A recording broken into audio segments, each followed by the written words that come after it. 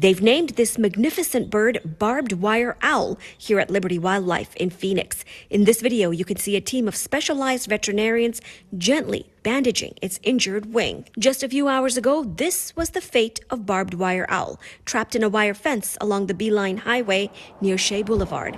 Most people just drove by the owl, but not Jeff Miller. He turned around and went back for the bird. I really wanted to get up there to try to get it off the fence and, stop it from suffering and possibly hurting itself more. Take a look at the steep embankment Miller had to climb to get to the owl. When I walked up to it, I covered it with my overshirt that I had, and that seemed to keep it really calm. Then I went to work at trying to free it. The first wing came off pretty easily, but the second one, the flesh was really wrapped up in the barbed wire. Miller did not give up. As he worked to free the owl, Amy Burnett, an Arizona Game and Fish employee, got a text from a friend who'd driven by the rescue effort. I just grabbed my wire cutters and my big thick gloves and a carrier, and I just drove out there as fast as I legally could, and sure enough, he was still there. The two worked together to free the bird, cutting the barbed wire around the wing, leaving a section of it lodged in the owl.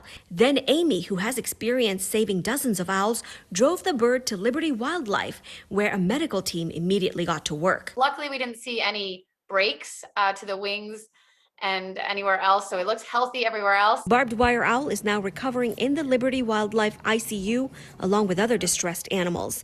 Wildlife biologist Laura Hackett tells us it's not uncommon for great horned owls to get injured while looking for food. What happens with these owls is they are so laser focused on their food, and they're going to swoop down and go after it without thinking about anything else around them. It's what leads them to getting hit by cars when they're flying at night to get their food. This one apparently flew right into barbed wire. And if it weren't for a building inspector from Fountain Hills who gave a hoot. If it were for him, this bird would have died on that fence. And I'm really just grateful that he was there and he stopped. Barbed wire owl will be released back into the desert once its wing has healed. Sonu Wasu, ABC 15, Arizona.